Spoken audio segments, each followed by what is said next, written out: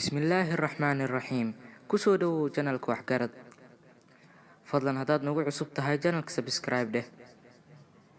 Maanta waxaan wax yar ka taabanaynaa xafladda bandhigga hirdida lo'aha ama markii qof iyo lo' ay isdagaalayaan lo'dana geeska ku qaadayso ay ku dhufanayso asna uu ka carray. Bandhiggani waa mid ka mid ah xafladaha dalxiisayaasha xiiseeyaan ee ugu caansan dalka Spain. Waa xafladda ugu muhiimsan ee soo dhaweynta dalxiisayaasha maxaa yeelay waxay socotaa muddo bil ah.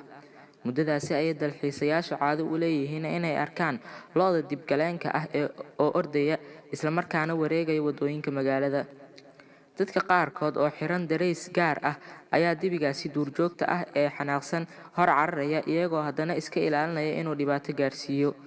Inkastoo aan ognahay ciyaaraha caanka ah ee halista ku lamaanan tahay ee dagaalka dibiga iyo ninka, haddana tani waaba ka sii khatar badan tahay maxaa yeelay dibigan wuxuu weerarayaa bulshada dhexdeeda oo dhan. Waxaana dhacday in mararka qaarkood uu dibigani ku dilo hirdada ugu horeysa qof aan iskaba arkayn.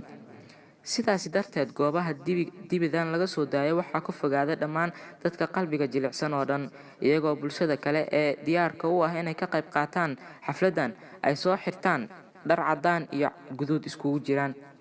Dadka ka qaybgalaya waxay uga jeedaan qosol iyo madadaalo, laakiin xayawaanada dibiga ah ayaa dhib badan haysta iyagoo kolba qof ceyrsanaya marka ay gaari waayaan haddana mid kale ilaa ay qaarkood daalaan oo iskaba fadhiistaan.